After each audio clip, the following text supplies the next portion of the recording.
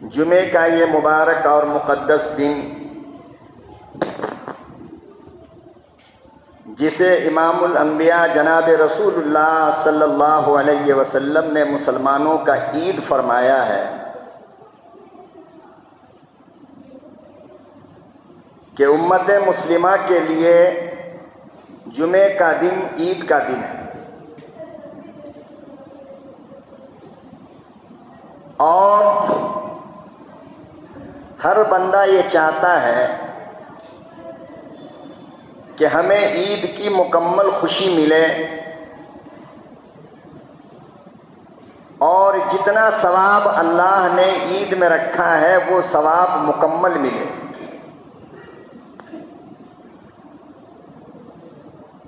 جمعے کے دن کی فضیلت ان لوگوں کے لیے جو اس کا اہتمام کرتے ہیں، جمعے کو جمعہ سمجھتے ہیں اور جمعے کو عید سمجھتے ہیں۔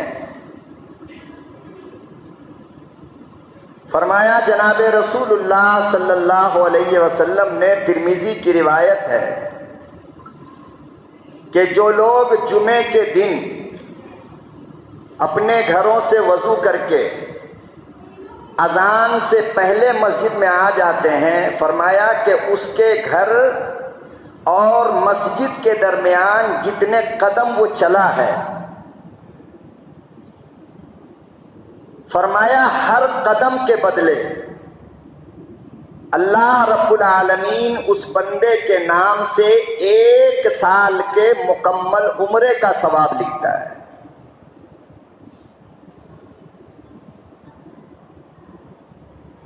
آپ اندازہ لگائیے کہ آج کے زمانے میں عمرہ کرنا یہ ہر ایک کے بس کی بات نہیں ہے، لیکن اگر کوئی انسان یہ چاہتا ہو کہ بغیر عمرہ کیے مجھے عمرے کا ثواب ملے، وہ بھی 1 نہیں، 2 نہیں، 3 نہیں، بلکہ اپنے گھر سے نکلا اور مثال کے طور پر مسجد آپ کا 50 قدم پر ہے، آپ کے گھر سے مسجد کی دوری 50 قدم ہے، آپ 50 قدم چلیں گے اور مسجد آ جائے گی، تو 1 قدم کے بدلے اگر 1 سال عمرے کا ثواب ملا، اور وہ 1 سال کیسا کہ ہر دن 1 عمرہ، تو آپ بتاؤ کہ 1 سال میں کتنے دن ہوتے ہیں؟ 360 ہے۔ کتنے؟ 360 ہی تو ہوتے ہیں نا، تو بتاؤ 1 قدم کے بدلے 360 مرتبہ عمرہ کرنے کا ثواب ملا، اور جب 50 قدم مسجد ہو تو آپ بتاؤ کہ کتنے عمرے کا ثواب ملا۔ اتنا عمرہ تو تم ارب پتی بن کر زندگی میں نہیں کر سکتے ہو۔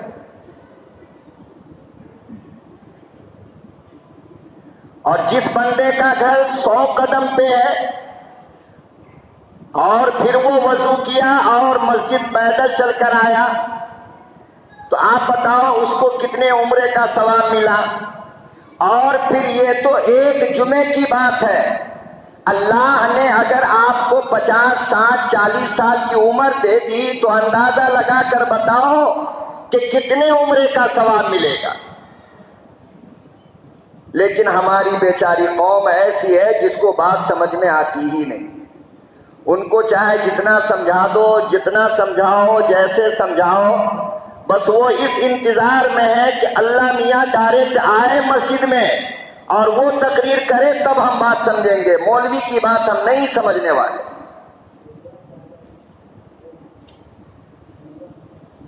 اور یا پھر اللہ کا فرشتہ آ کر آپ کو بتائے 1 گھنٹہ مکمل، 1 گھنٹہ 24 گھنٹے میں ایک آدمی اللہ کے گھر کو نہیں دے سکتا ہے۔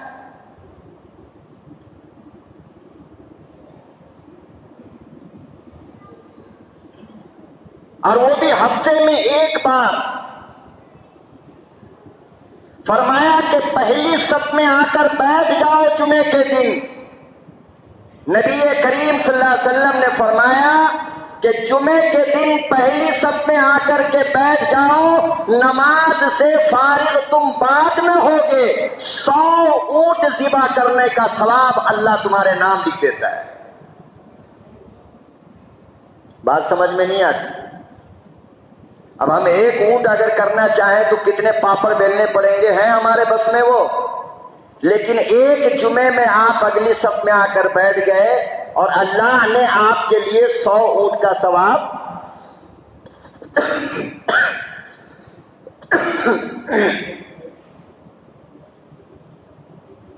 اتنی فضیلت ہے خدا کی قسم جمعے کے نماز کی، میں بتا نہیں سکتا ہوں آپ کو، پورا دن ختم ہو جائے مگر جمعے کی فضیلت کا بیان مکمل نہیں ہو سکتا۔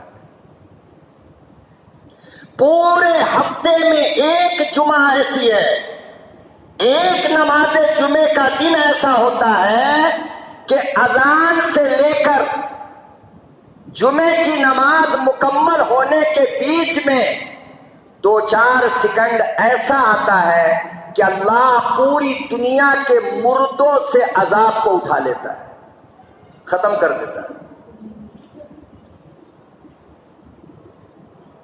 اور آپ اسے کم سمجھ رہے ہو؟ اگر 2 منٹ کے لیے اللہ نہ کرے، اللہ میری توبہ، کسی کو قبر میں اللہ دشمن کو بھی عذاب نہ دے، خدا کی قسم جینا حرام ہو جائے گا۔ اگر غور کر لو گے نا قبر کے عذاب کو تو لقمہ حلق کے اندر اتارنا مشکل ہو جائے گا کہ پتہ نہیں میری حالت کیا بننے والی۔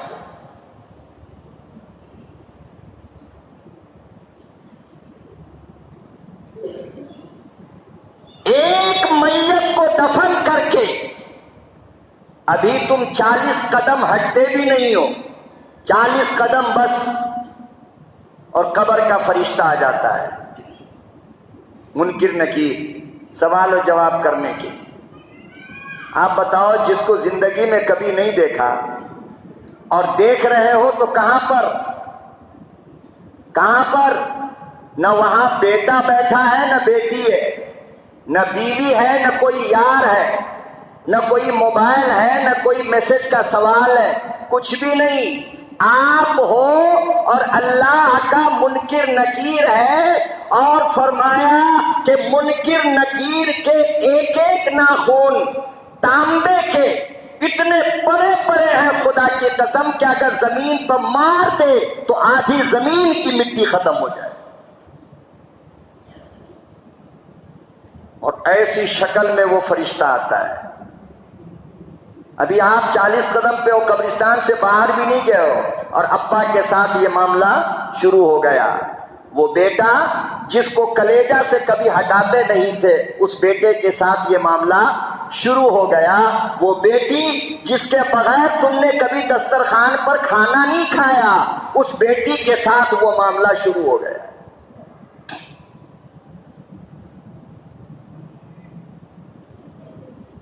جس نے ایک دن میں ہزاروں بار اپنے بالوں کو کنگھی سے سنوارا تھا، آج اس کے بال میں مٹی لگ گیا، کوئی جھاڑنے والا نہیں ہے۔ جس نے زندگی میں اپنے کپڑے پر اتنا داغ برداشت نہیں کیا، آج اس کے پورے کفن پر مٹی لگا ہوا ہے، کوئی پوچھنے والا نہیں ہے۔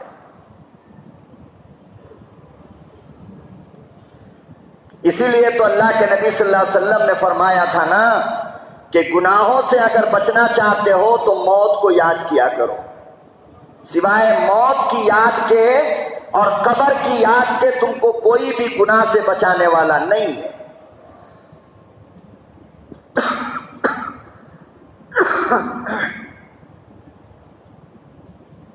اور پھر فرشتہ شروع کرتا ہے، 3 سوال تو پکے ہیں، تیرا رب کون، تیرا دین کیا، ما ھذا الرجل، یہ آدمی کون ہے۔ اللہ کے نبی صلی اللہ علیہ وسلم کے روضے سے لے کر اس کی قبر تک کی کھڑکی کھول دی جاتی ہے، پھر نبی کا چہرہ سامنے لایا جاتا ہے، پھر فرشتے پوچھتے ہیں ما ھذا الرجل، اسے پہچانتا ہے کون ہے یہ؟ اب بتاؤ کہ اس سوال کا جواب کون دے گا؟ جس نے نبی کی غلامی زندگی میں کی ہو وہی تو دے گا نا. جس نے نبی کی بات مان کر زندگی جی ہو وہی تو دے گا نا. جس نے نبی کا لباس پہنا ہو وہی جواب دے گا نا. جس نے نبی کے طریقے پر کھایا پیا ہو، نماز کی پابندی کیا ہو، وہی جواب دے گا نا. لہذا لکھا ہوا ہے کہ اکثر مردہ کہے گا میں نہیں جانتا یہ کون ہے. اللہ اکبر، اللہ اکبر. جس کا کلمہ زندگی بھر پڑھتے رہے، آج وہ شکل سامنے آئی تو اپنے گناہوں کی وجہ کر پہچان نہیں پا رہے، اور بغیر داڑھی کے چلا گیا تو ویسے بھی شرم لگے گی نا کہ میں نے نبی کی سنت کو ہٹایا، اب آنکھ سے آنکھ ملائے تو کیسے، شرم تو آئے گی. فرمایا پھر اس کے بعد عذاب شروع ہوتا ہے. اگر نیک ہے تو پھر اس سے کہا جاتا ہے کہ تم سہاگ رات کی دلہن کی طرح سو جاؤ، اور جنت کی ایک کھڑکی کھول دی جاتی ہے جہاں سے ٹھنڈی ٹھنڈی ہوا آتی رہتی ہے، اور یہ مزے لے کر کے سوتا رہتا ہے. کب تک؟ قیامت تک. فرشتے کہتے ہیں کہ پہلی رات کی دلہن کی طرح سو جاؤ کہ اس دلہن کو سوائے اس کے شوہر کے کوئی جگاتا نہیں، تم کو سوائے اللہ کے کوئی جگائے گا نہیں. اور فرمایا کہ قیامت کے دن جب اس کو جگایا جائے گا تو وہ کہے گا یار ہم تو ابھی سوئے تھے ظہر کے بعد اور عصر کا ٹائم ہو گیا، اے فرشتے جلدی سے پانی لے کر آؤ، میں وضو بنا کر نماز پڑھنا چاہتا ہوں.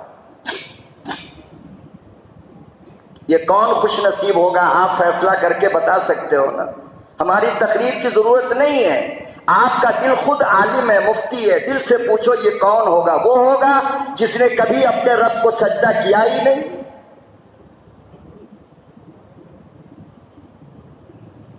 جس کے دل میں مسجد کی محبت نہیں، جس کے دل میں مسجد سے پیار نہیں. خدا کی قسم شرم سے ڈوب مرنے کی بات ہے مسلمانوں. اگر ذرہ برابر تمہارے اندر غیرت ہے، تم 3 گھنٹہ فلموں کو دیکھنے کے لیے ایک چیئر پر بیٹھ جاتے ہو، اللہ کے گھر میں آ کر کے 1 گھنٹے میں کھجلی ہونے لگتی ہے. اور ہم بیمار ہیں تو گیسٹرک ہے تو بی پی ہے تو شوگر ہے تو فلانا ہے ڈھکانا ہے. بینک کے لائن میں 1.5 گھنٹہ کھڑا رہتا ہے، جب بی پی نہیں، شوگر نہیں، ہارٹ نہیں، کچھ بھی نہیں.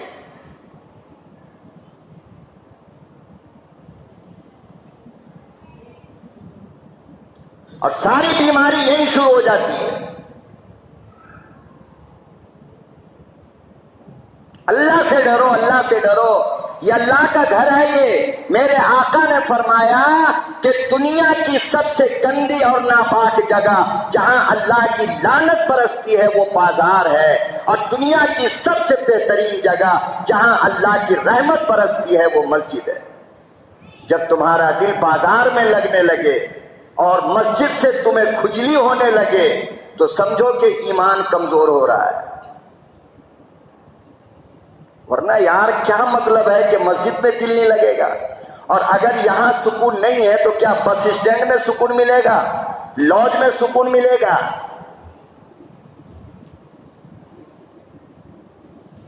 تو فرمایا کہ پھر اس کو عذاب شروع ہوتا ہے، اور عذاب کنٹینیو، 1 سیکنڈ کی مہلت نہیں. 1 مرتبہ وہ فرشتہ مارتا ہے، 1 بار 1 ہاتھ مارتا ہے میت کو تو اتنا نیچے دھس جاتا ہے کہ وہاں اگر کنکر گرایا جائے تو 70 سال میں پہنچے گا. ڈرو اللہ سے. ہم بھی ڈرتے ہیں، آپ بھی اللہ سے ڈرو. بتاؤ 1 برداشت کر پاؤ کہ 1 مار، اور وہ مارے گا کب تک؟ قیامت تک. فرمایا کہ وہ صرف جمعے کا دن ہوتا ہے کہ اذان سے لے کر نماز مکمل ہونے کے بیچ میں تھوڑی دیر کے لیے اللہ عذاب کو روک دیتا ہے، تھوڑی دیر کے لیے. اب بتاؤ وہ تھوڑی دیر کافی نہیں ہے؟ اگر کسی چور کو پولیس پکڑ لے اور کنٹینیو باری باری ڈنڈا برسانا شروع کرے اور 5 منٹ کے لیے ڈنڈا مارنا روک لے تو بتاؤ چور ٹھنڈی سانس لے گا نہیں لے گا 5 منٹ؟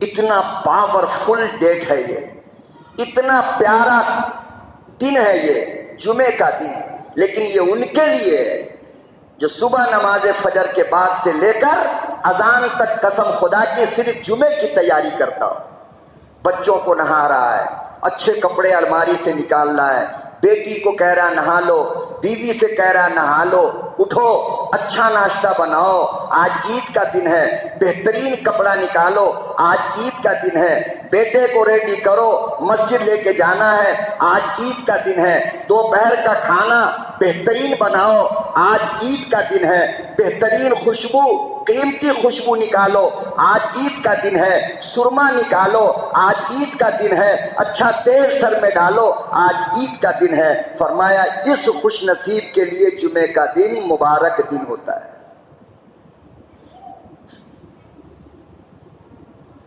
پھر جلدی جلدی غسل کیا، اچھے اچھے کپڑے پہنے، خوشبو لگائے، مسواک کیا، تیل ڈالا، امامہ باندھا، اسلام کا لباس پہنا اور سیدھا مسجد کے اندر آ کر کے بیٹھ گیا کہ اب اذان ہوگی۔ تو نبی نے فرمایا کہ ایسے آدمی کے ہر قدم کے بدلے 1 سال عمرے کا ثواب لکھا جائے گا۔ کتنے دن؟ 1 سال کے عمرے کا ثواب لکھا جاتا ہے۔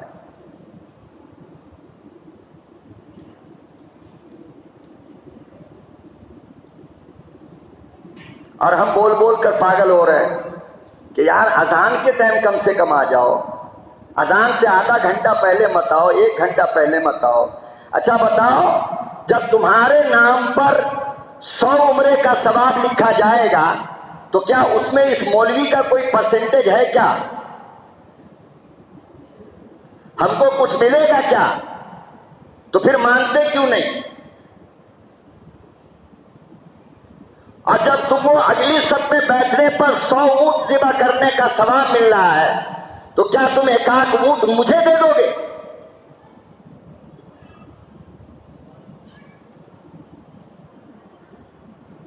اور قرآن کریم میں تو اللہ کی قسم اتنی سخت بات ہے کہ سنو گے تو پاگل ہو جاؤ گے۔ قرآن کہتا ہے کہ جب اذان ہو جائے، اذا نودی للصلاۃ من یوم الجمعہ، جب جمعے کی اذان ہو جائے، فصوا الی ذکر اللہ، تو بھاگ کر مسجد جاؤ، وذروا البیع، نماز سے فارغ ہو کر تجارت کرو، کاروبار کرو، لیکن اذان کے بعد سے لے کر نماز تک حرام ہے کاروبار کرنا۔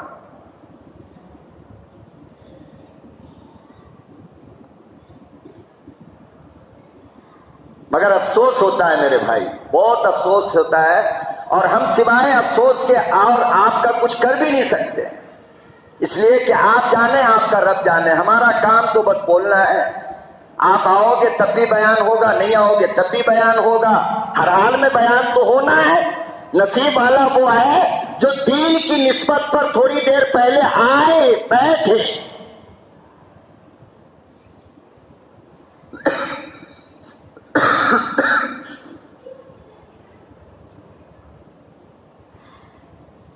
تو بہرحال میرے محترم بزرگوں اور دوستو، جمعے کی فضیلت پر یقین رکھو کہ ہمارے پلے کچھ بھی نہیں ہے۔ کون سی نیکی ہے ہمارے پاس؟ بتاؤ نا، ہے کوئی نیکی جو ہم اللہ کو دکھا سکیں؟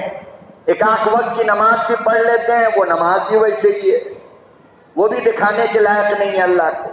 تو کم سے کم یہ جو فضیلت والی حدیثیں ہیں، نبی نے جو فرمایا اس پر عمل کر کے تو کچھ اپنی جھولی میں جمع کر لیں۔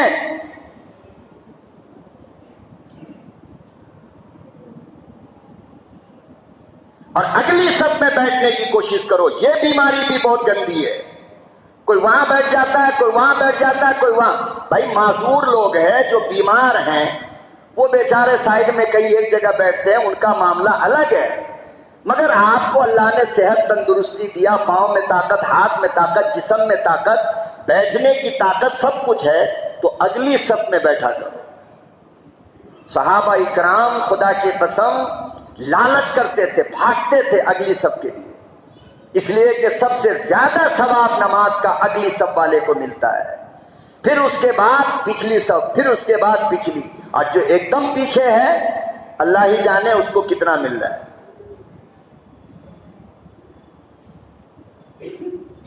بہرحال میرے محترم بزرگوں اور دوستو، یہ تو ایک بات تھی، ایک میں نے جو فرض سمجھا، اپنی ذمہ داری میں نے آپ سے بتا دیا۔ اللہ کرے کہ آپ اس پر عمل کریں، یقین کریں۔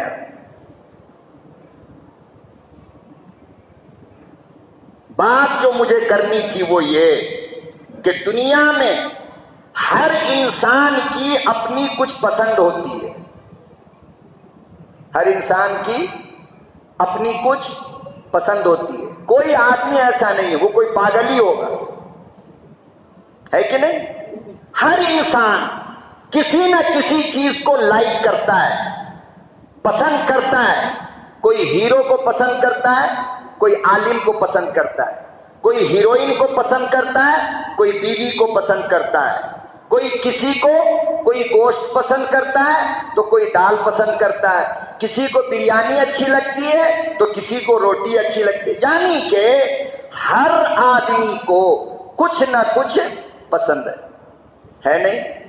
اسی طرح میرے آقا، آپ کے آقا جناب رسول اللہ صلی اللہ علیہ وسلم نے فرمایا کہ لوگوں، دنیا کی مجھے 3 چیزیں بہت پسند ہیں۔ کتنی چیزیں؟ کہو انشاءاللہ یہ تینوں سے ہم اتنی محبت کریں گے آج کے بعد کہ دنیا کی ساری محبت کو لات مار دیں گے، اور جو میرے نبی کی پسند ہے بس وہی میری پسند آج کے بعد بنے گی۔ کہو انشاءاللہ۔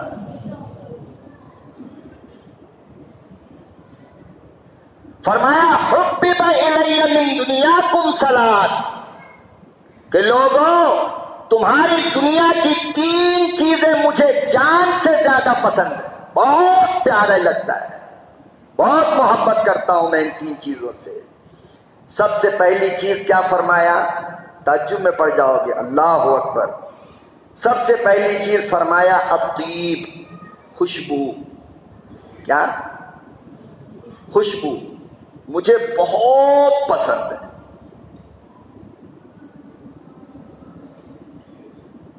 خوشبو، اور یہ صرف میرے نبی کی پسند نہیں ہے بلکہ آدم سے لے کر عیسیٰ تک 1,24,000 نبیوں کی پسند ہے۔ یہ کتنے کی؟ اسی لیے نبی کریم صلی اللہ علیہ وسلم کے بارے میں لکھا ہے، ہائے ہائے، کہ میرا نبی جس راستے سے گزر جاتا، اب نبی نظر نہیں آ رہے ہیں لیکن لوگ پہچان لیتے تھے کہ نبی ادھر ہی گئے۔ فرمایا کیسے؟ تو کہا کہ جس راستے سے میرا محبوب گزرتا تھا اس راستے میں خوشبو ہی خوشبو رہتی تھی، اتنی خوشبو لگاتے تھے آپ صلی اللہ علیہ وسلم۔ اور آپ کی پسندیدہ خوشبو کیا تھی وہ میں نام بھی آپ کو بتا دے رہا ہوں، جو حدیث میں، آپ بھی اسی نام کا اوریجنل عطر خرید کے رکھنا 24 گھنٹہ اپنے جیب میں۔ آپ کو دہن العود بہت پسند تھا، آپ کو شمامت العنبر بہت پسند تھا، آپ کو مشک عنبر بہت پسند تھا، آپ کو گلاب بہت پسند تھا، آپ کو ہینا معلوم نا؟ ہینا، یہ 5 خوشبو ہمیشہ آپ صلی اللہ علیہ وسلم کے پاس رہتا تھا، ہمیشہ۔ اور میرا نبی خوشبو ایسے نہیں لگاتا تھا، ایسے ہم لوگ جو لگاتے ہیں نا کپڑے پہ تھوڑا سا ایسے نہیں، بلکہ میرے نبی ہتھیلی پہ ڈالتے تھے اس کو، پھر اس کو یوں جیسے ہم تیل لگاتے ہیں، پھر یوں کر کے پورے بدن میں اور بال میں اور پوری داڑھی میں لگاتے تھے۔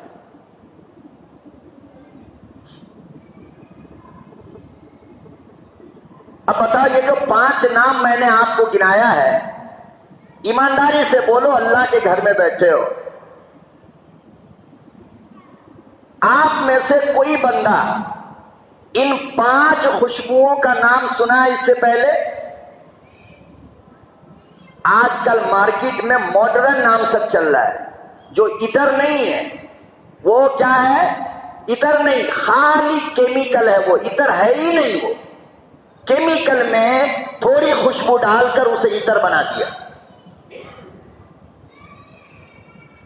اوریجنل عطر رکھا کرو اپنے پاس میں. اور دیکھو میں اس پہ زور کیوں دے رہا ہوں, کبھی آپ یہ مت کہہ دینا کہ لو بھائی خوشبو بدبو کی بات کرنے لگا. نہیں, میں اللہ کی قسم نبی کے منبر پر بیٹھ کر یہ بات کہہ رہا ہوں کہ میں جو جملہ بھی آپ تک پہنچاؤں اس میں آپ کے دنیا کا فائدہ بھی ہے اور آخرت کا فائدہ بھی ہے.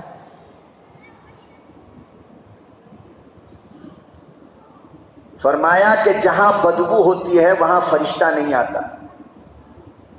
جہاں بدبو ہوتی ہے وہاں فرشتہ, اور جہاں خوشبو ہوتی ہے وہاں فرشتوں کی لائن لگی رہتی ہے.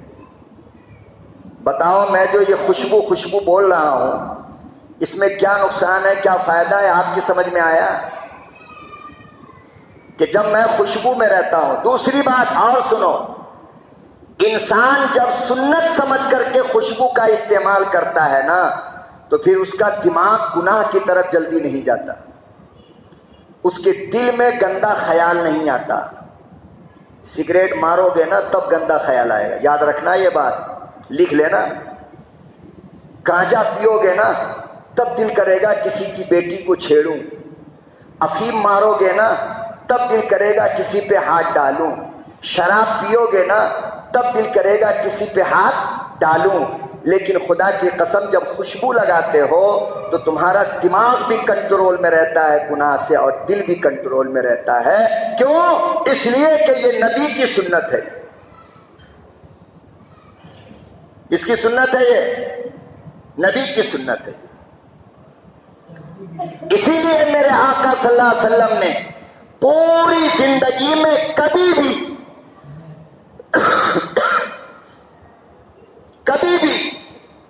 کچا پیاز اور کچا لہسن کا استعمال نہیں کیا ہے. پوری زندگی میں کچا پیاز اور کچا لہسن میرے نبی نے استعمال نہیں کیا. کیوں؟ وجہ کیا ہے؟ حلال نہیں ہے. حلال تو ہے, ہمیں تو کھانے سے منع نہیں کیا, لیکن کھا کر مسجد آنے سے منع کیا ہے. وجہ کیا ہے؟ آپ پوری دنیا کے ڈاکٹر سے پوچھ لو, پوری دنیا کے حکیم سے پوچھ لو, میری بات کو مت مانو.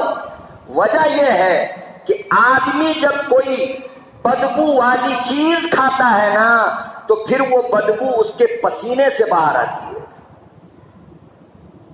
اس کے پسینے میں بھی بدبو ہوتی, اور بدبو اسلام کو پسند نہیں ہے. لوگ تو الحمدللہ ہماری قوم اتنی ترقی کر گئی ماشاءاللہ, تقریر سن کے کہ جمعے کے لیے آئے گا اور باتھ روم میں جا کر 4-5 بیڑی یا سگریٹ ماریں گے, پھر آ کر بغیر مسواک کے بغیر پیسٹ کے وضو بنائیں گے اور مسجد میں آ کر کے بیٹھ جائیں گے. کہیں گے کہ اللہ کے نبی آپ نے تو لہسن سے منع کیا, میں تو بیڑی مار کے آیا ہوں, کیا کرتے ہو کر لو دیکھیں گے. شرم آنی چاہیے, ہنسنے کی بات نہیں ہے, یہ غیرت کی بات ہے. ارے جس اسلام کو یہ پسند نہیں کہ لہسن کھا کر کے آئے, پیاز کھا کر کے آئے, مولی کھا کر کے آئے, وہ اسلام تم بے غیرتوں کو یہ اجازت کیسے دے دے گا کہ سگریٹ بیڑی پی کر کے تم مسجد میں آؤ؟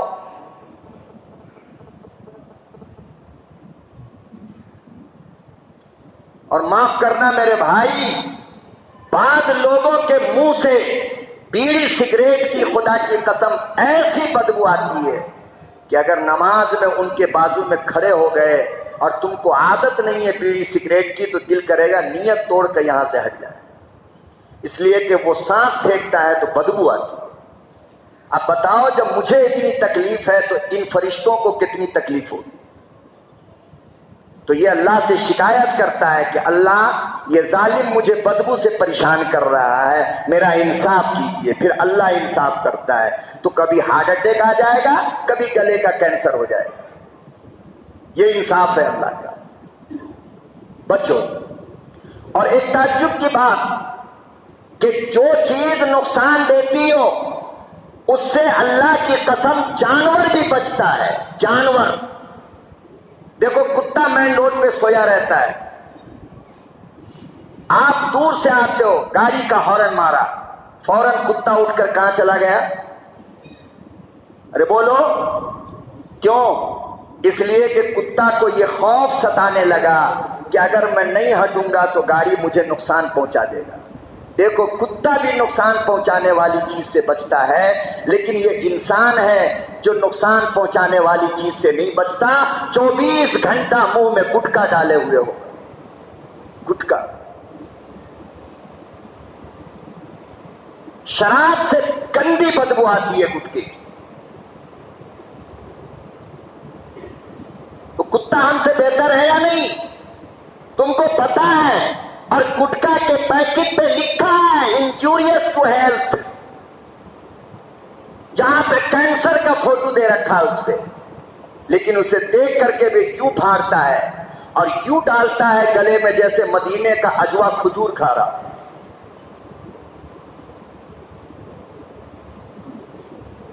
اور پھر شرم بھی نہیں آتی، منہ میں ڈالے ہوا کبھی دائیں کبھی بائیں اور بات بھی کر رہا ہے، اور تھوڑے دن کے بعد یار کا منہ اتنا سے زیادہ نہیں کھل رہا ہے، بس جتنی مچھلی کا کھلتا ہے، بس اس سے زیادہ نہیں۔ پھر ڈاکٹر کے پاس جائے گا، ڈاکٹر صاحب منہ نہیں کھل رہا ہے۔ منہ کہاں سے کھلے گا بیٹا؟ گٹکے کا پلاسٹر مار رکھا ہے نا اندر، اب وہ پلاسٹر ہٹائیں گے سرجری کر کے تو منہ کھلے گا۔ افسوس ہے میرے نوجوانوں، اپنی جوانی پہ ترس کھاؤ، یہ بار بار نہیں آئے گی، یہ بار بار نہیں ملے گی، خدا کی قسم گزر جائے گا تو بہت پچھتاؤ گے۔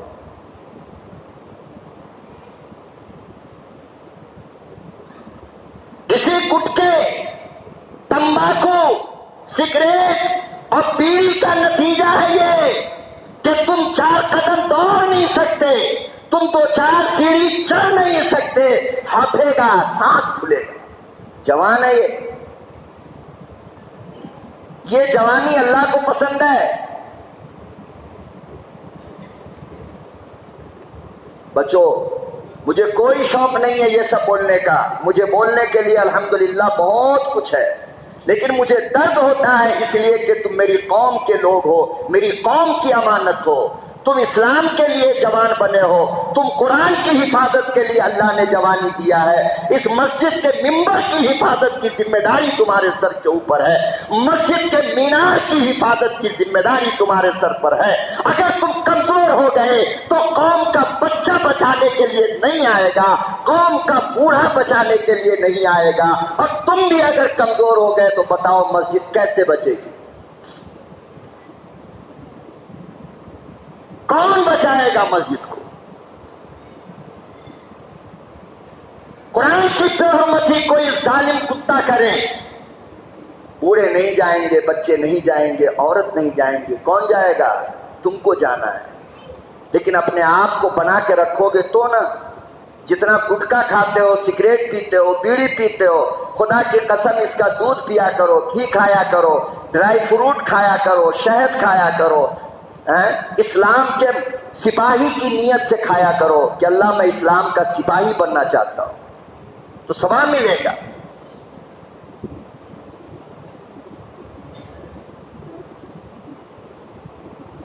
تو فرمایا آقا صلی اللہ علیہ وسلم نے، اور سب سے بڑی بات جو میں کہنے جا رہا ہوں، شاید برا لگے، معاف کرنا مجھے، 99% عورت، 99% عورت بیڑی، سگریٹ، گٹکا، تمباکو کو پسند نہیں کرتی ہے، یاد رکھنا یہ بات۔ اور جب تم بیڑی مار کر، گٹکا کھا کر، سگریٹ پی کر، گانجا، چرس، افیم، سلیشن مار کر، شراب پی کر عورت کے پاس جاتے ہو تو دل ہی دل میں کہتی ہے کہ اللہ، اس سے پہلے مجھے موت دے دیتا تو اچھا تھا، میں اتنی بدبو کیسے بستر پہ برداشت کر سکتی ہوں؟ مگر وہ مجبور کچھ بول نہیں سکتی، تم طلاق دے دو گے، تم چھوڑ دو گے، وہ جائے گی کہاں؟ تو اس پہ بھی رحم کھاؤ، کم سے کم عورت پہ رحم کھاؤ۔ یہاں تک کہ گٹکا کھا کر، سگریٹ پی کر تم اپنے چھوٹے بچے کو گود میں اٹھا کر جب اس کی پپی کرتے ہو نا، خدا کی قسم بچے کو بھی نفرت ہوتی ہے کہ میرے باپ کا منہ کتنا مہک رہا ہے۔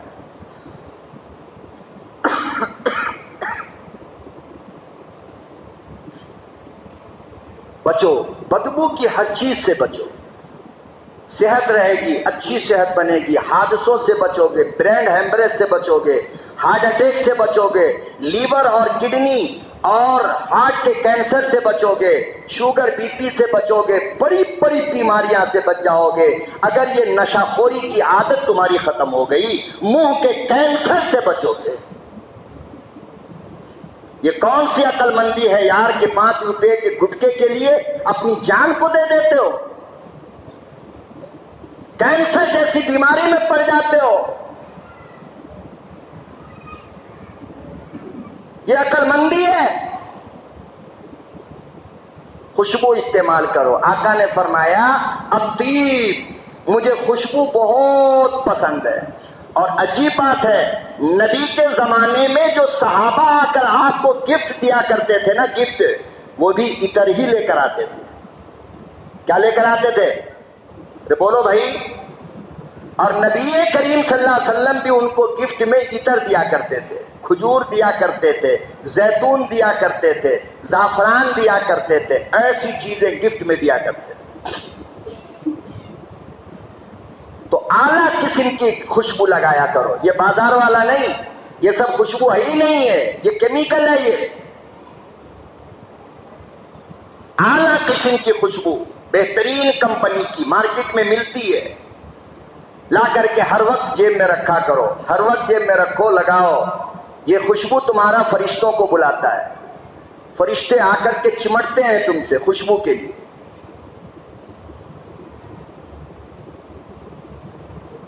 مشک عنبر لے لو، بہت مہنگا آتا ہے، بہت زیادہ۔ ہندوستان کی مارکیٹ میں یہ اوریجنل 1 تولہ تقریباً 1500-1600 کا آتا ہے، یہ ساری خوشبو۔ لیکن یہ آپ کی صحت کو اچھا بنا دے گا، ڈپریشن سے نکال دے گا آپ کو، ٹینشن فری کر دے گا آپ کو اگر آپ خوشبو لگانے کی عادی بن گئے۔ بڑے بڑے حادثوں سے آپ کو بچا لیتا ہے، سکون کی نیند لاتا ہے خوشبو۔ اسی لیے نبی نے فرمایا کہ بستر پہ جانے سے پہلے بستر پہ خوشبو لگاؤ اور کپڑوں میں، بدن میں خوشبو لگایا کرو تاکہ سکون کی نیند آئے گی۔ اب بیڑی پی کے سو گے تو سکون کی نیند کہاں سے آئے گی؟ بدبو ہے، دماغ فریش نہیں ہوتا بدبو سے، خوشبو سے فریش ہوتا ہے۔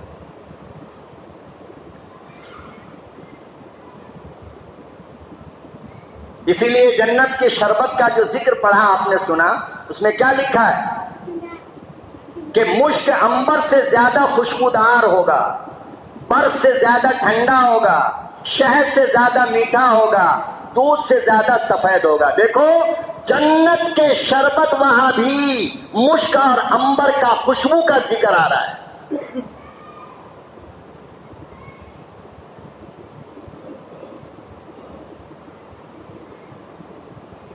اور جب میت کو دفن کرتے ہو تو کفن میں کیا لگاتے ہو؟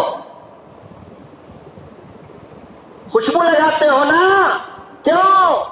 اس لیے کہ ہمارے بابا کی ملاقات موت کے قبر کے فرشتے سے ہونے والی ہے، تو شاید خوشبو دیکھ کر فرشتے کو رحم آ جائے، اس لیے عطر لگایا جاتا ہے۔ اور ماتھے پہ کافور لگاتے ہیں۔ کیوں لگاتے ہیں؟ کبھی معلوم کیا تم نے؟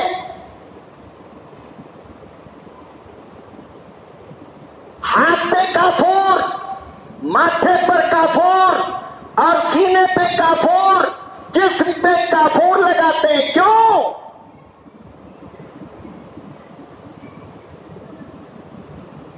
ایک بندہ تو کوئی کہہ دے یہ وجہ ہے۔ فرمایا کہ دیکھو کافور اینٹی بیکٹیریا ہوتا ہے۔ کیا ہوتا ہے؟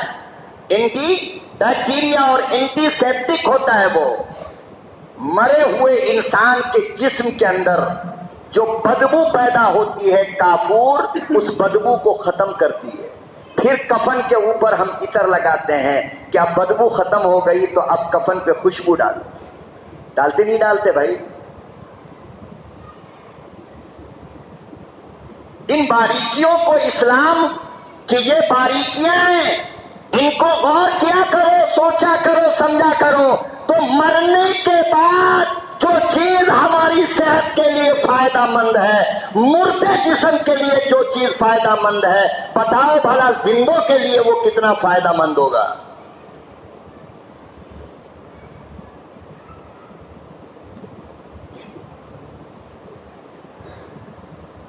بلک جسم سے اگر خون کے گر رہا ہو تو فرمایا کہ سنو، دنیا کی کوئی دوا، چاہے وہ ہومیوپیتھک کی ہو، چاہے ایلوپیتھک کی ہو، چاہے یونانی کی ہو، چاہے آیورویدک کی ہو، چاہے کوئی بھی دوا ہو، خون بند کرنے کی جب بھی کوئی دوا بنے گی تو اس میں کافور ڈالنا ہی پڑے گا، پھٹکری ڈالنا ہی پڑے گا۔ کیوں؟ اس لیے کہ یہ بلڈ کو بند کرنے کے کام آتا ہے۔ میت کو اس لیے لگایا جاتا ہے کہ کبھی میت کے منہ سے خون آ رہا ہے، کبھی ناک سے خون آتا ہے، کبھی پیشاب کے راستے سے خون آتا ہے، یہ استعمال کرو تاکہ خون بند ہو جائے، اور پھر عطر لگاؤ تاکہ قبر کا ماحول خوشبودار ہو جائے۔ دیکھو قبر میں بھی گلاب کا پانی چھڑکتے ہو نہیں چھڑکتے ہو؟ کیوں؟ اس لیے کہ فرشتے آنے والے ہیں تو فرشتے کو خوشبو پسند ہے۔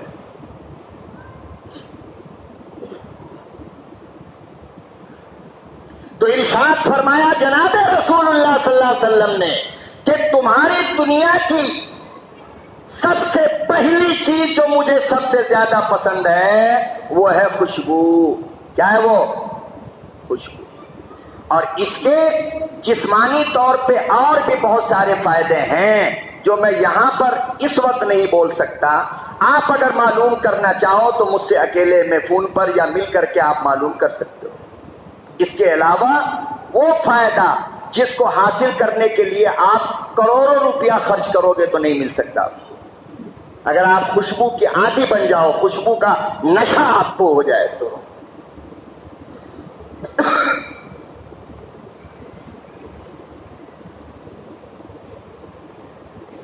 جلدی بڑھاپا نہیں آتا خوشبو لگانے سے، معلوم ہے آپ کو؟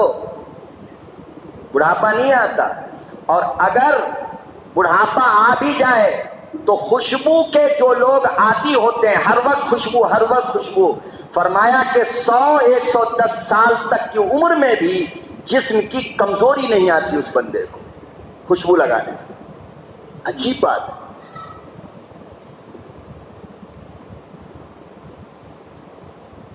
کیوں؟ اس لیے کہ آدمی میں کمزوری اور بڑھاپا جلدی آتا ہے ڈپریشن سے، ٹینشن سے، صحیح ہے نا؟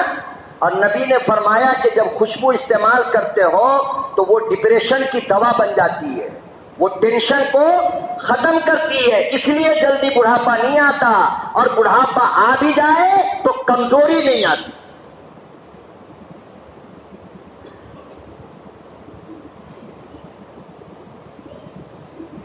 اتنی بڑی مسجد الحمدللہ، اتنے سارے لوگ آئے، خوشبو معلوم ہی نہیں ہو رہا ہے۔ ارے بھائی خوشبو تو باہر جانی چاہیے تھا، اتنا خوشبو، اتنی خوشبو مسجد میں ہوتی، ہر آدمی ہر بندہ لگا کے اگر آتا، اوریجنل والا، اچھا والا۔ تو امام الانبیاء محبوب کبریا حضرت محمد مصطفیٰ صلی اللہ علیہ وسلم نے ارشاد فرمایا، لوگوں تمہاری دنیا میں مجھے یہ سب سے پہلی پسند ہے الطیب، کہ خوشبو لگایا کرو، خوشبو بانٹا کرو، خوشبو دیا کرو۔ اس لیے اللہ کے نبی صلی اللہ علیہ وسلم نے فرمایا 3 چیزیں جب بھی کوئی دیا کرے انکار نہ کرو، فوراً لے لو، منع مت کرو۔ نمبر 1 عطر، نمبر 2 مسواک، نمبر 3 دودھ، اور ایک اور ہے نمبر 4 تکیا۔ سونے کے وقت جب بھی کوئی تکیا دے منع مت کرو، لے لو۔ دودھ دے منع مت کرو، اگر آپ کو نقصان کرتا ہے ایک آدھ گھونٹ پی کر کے دے دو کہ بھائی بس ہو گیا۔ مسواک کوئی دے منع مت کرو، ادھر کوئی دے منع مت کرو۔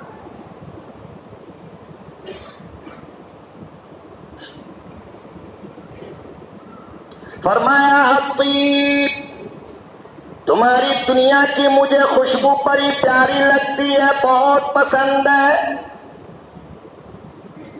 اسی لیے حضرت انس کی والدہ حضرت ام ایمن کہتی ہیں، حضرت انس کہتے ہیں میں بچہ تھا، میں چھوٹا سا تھا، میں نے دیکھا امام الانبیاء لیٹے ہوئے آرام کر رہے ہیں، گرمی کا موسم تھا، بدن سے پسینہ باہر آ رہا تھا، میری اماں نے جلدی سے شیشی لے کر آئی، نبی کے پسینے کو جمع کر لیا۔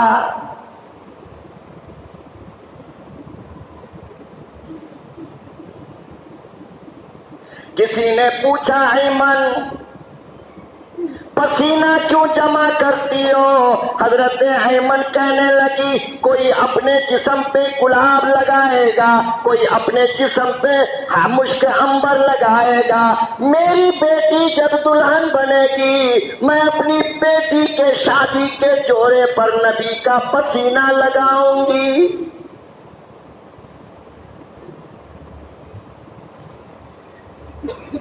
فرمایا امام الانبیاء محبوب کبریا حضرت محمد مصطفیٰ صلی اللہ علیہ وسلم کے پسینے میں اتنی خوشبو آیا کرتی تھی کہ گلاب مشک عنبر بھی اتنا خوشبو نہیں دیتا۔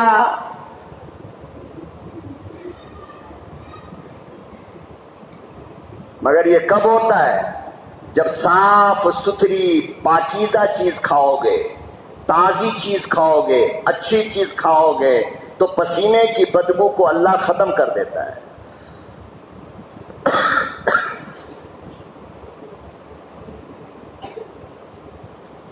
نمبر 1 خوشبو، اور نمبر 2 اللہ اکبر والمرأۃ الصالحہ۔ فرمایا دنیا کی نیک عورت مجھے بہت پسند ہے۔ نیک عورت سے مراد اللہ سے ڈرنے والی ہو، شوہر کے بستر کی حفاظت کرنے والی ہو، اولاد کی اعلیٰ تربیت کرنے والی ہو، اللہ سے ڈرتی ہو، پردے کا اہتمام کرتی ہو، غیر محرم کے پاس جانے سے اپنے آپ کو بچاتی ہو۔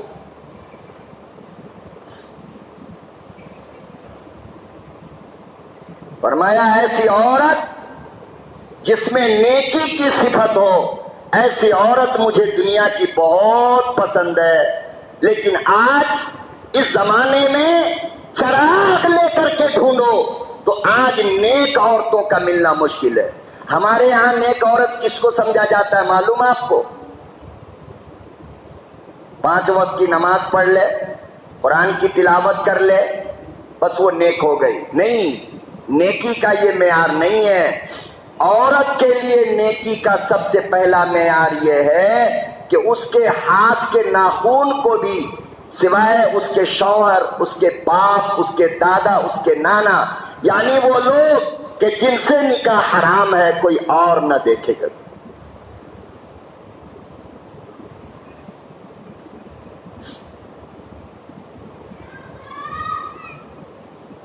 اور اگر عورت نے اس چیز کا اہتمام نہیں کیا، ننگے سر، چہرہ کھلا، میک اپ، خوشبو لگا کر عورت کو منع کیا گیا کہ عورت خوشبو لگا کر باہر نہ نکلا کرے۔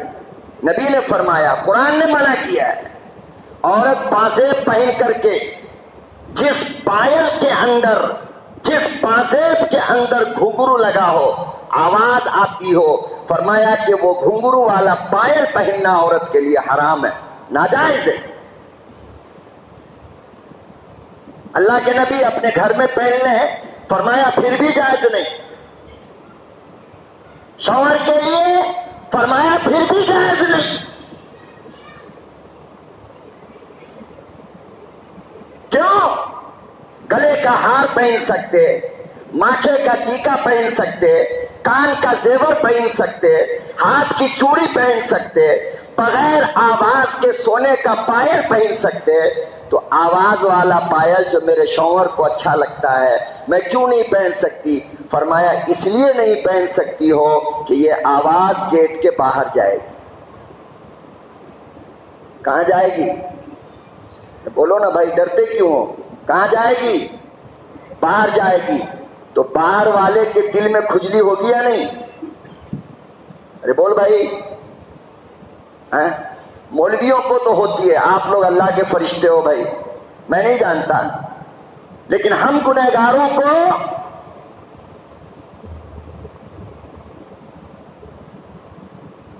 اماں عائشہ کی دعوت کیا ایک بوڑھی نے مدینے میں،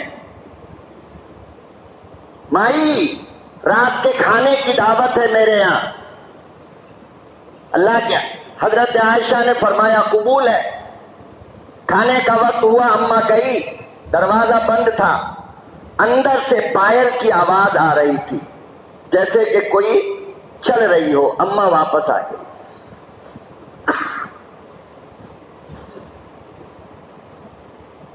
واپس آ گئی۔ وہ میزبان انتظار کرتے کرتے کرتے کرتے صبح میں اماں سے پوچھا آئی نہیں؟ کہا آئی تو تھی مگر آپ کی دعوت میں گئی نہیں۔ کہا کیوں؟ کہا اس لیے کہ آپ کے آنگن سے پائل کی آواز باہر آ رہی تھی۔ وہ بوڑھی عورت کہنے لگی معصوم بچے نے پہن رکھا تھا۔ جناب عائشہ صدیقہ کہنے لگی یہ تجھے پتا ہے بچے نے پہن رکھا تھا مگر باہر والوں کو کیا پتا کون ہے؟ باہر والے کو تو محبت صرف پائل کی آواز سے ہے نا، اسے کیا معلوم کہ بچی پہن کے ہے یا بڑی پہن کے ہے۔ فرمایا کہ میرے نبی نے کہا تھا کہ جس گھر میں آواز والا پائل پہنتی ہو اس گھر کی دعوت جائز نہیں۔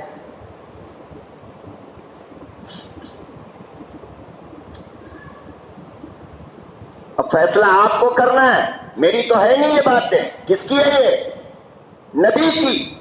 اور دیکھنا چاہتے ہو میں دکھا سکتا ہوں، حدیث ہے یہ۔ تو فرمایا کہ تمہاری دنیا کی نیک عورت مجھے بہت زیادہ پسند ہے۔ نیکوں سے مراد وہ عورت ہر وہ کام کرے جس سے اللہ راضی ہو، ہر اس کام کو چھوڑ دے جس سے اللہ ناراض ہو۔ انشاءاللہ وہ جو تیسری پسند ہے میرے آقا جناب رسول اللہ صلی اللہ علیہ وسلم کی، اگلے جمعہ اللہ نے زندہ حیات رکھا تو پھر آخر میں آپ سے گزارش کروں گا کہ جمعے کی قدر کرو، جمعے کی اہمیت کو سمجھو اور جلدی آنے کی کوشش کیا کرو۔ 1.5 گھنٹہ 24 گھنٹے میں اللہ کے لیے دینا، قربانی دینا کوئی بڑی بات نہیں ہوتی ہے۔ اللہ ہمیں اور آپ کو عمل کی توفیق عطا فرمائے۔ وآخر دعوانا ان الحمدللہ رب العالمین۔